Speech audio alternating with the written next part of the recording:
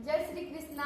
राधे राधे राधे राधे दोस्तों। तो चलिए आप लोग सुनिए बहुत ही मनमोहक कृष्ण जन्म का सोहर गीत।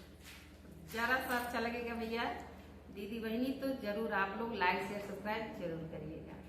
तो चलिए सुनाते हैं। बहुत ही प्यारा, बहुत ही अच्छा मनमोहक श्री कृष्ण जी का सोहर गीत। नंद घरे बाजत बाधैया, यशोदा घरे सोहर, यशोदा घरे सोहर हो।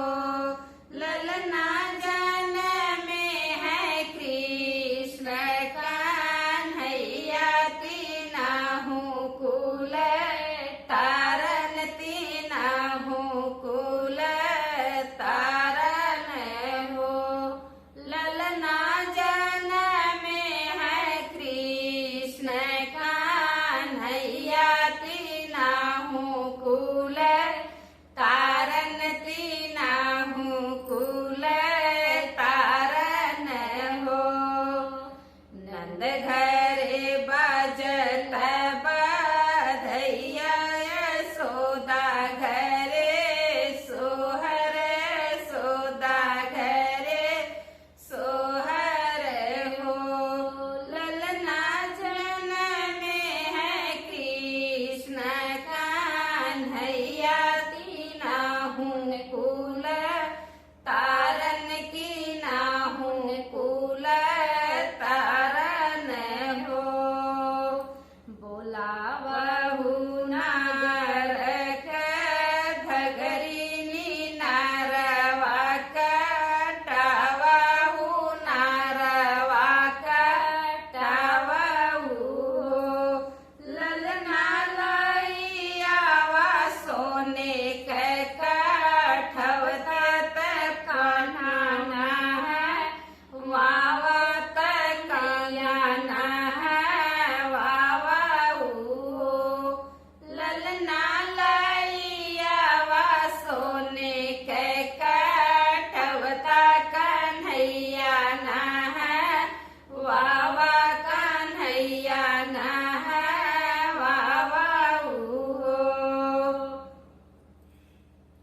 ले आवा बासे कैसू पेलवा कन्हैया के सुतावा, कन्हैया के सुतावाई हो। ललना लइयावा पियर पीतांबर, कन्हैया पहिनावा, कन्हैया पहिनावाऊ।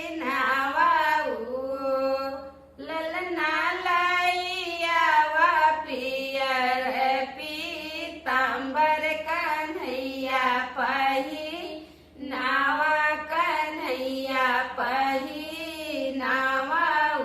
हो। कान्हा के पाँव पर जनिया त बड़ा निक लागला, मनवा के सोहेला हो, मनवा के भावेला हो।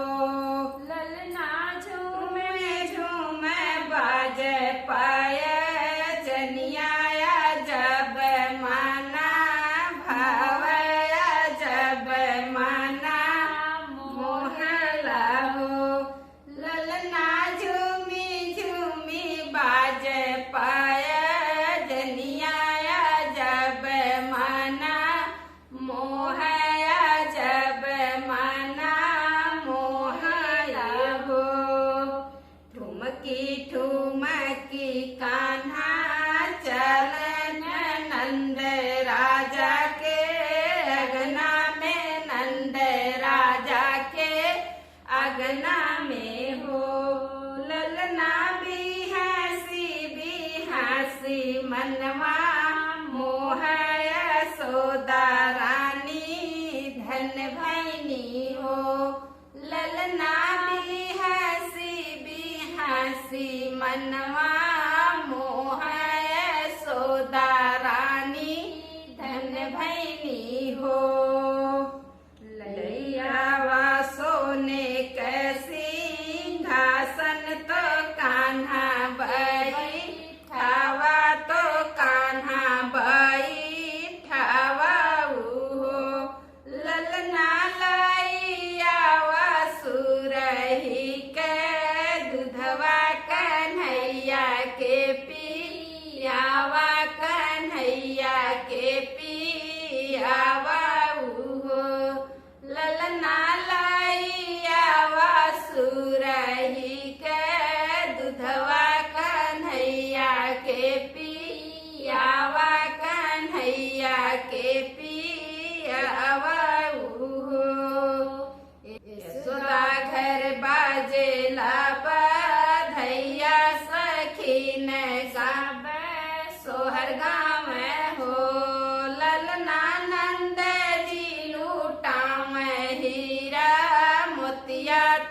कुलवा के तारने ने कुलवा के तारने ने हो सखियानंद जी लूटावे धेनु गैया कुलवा के तारने ने कुलवा के तारने ने हो नंद घर घर बाजे बधैया यशोदा घरे सोहर यशोदा घरे सोहर हो ललना जन में है कृष्ण कान्हैया तीनाहू कुलवा तारन तीनाहुन कुलवा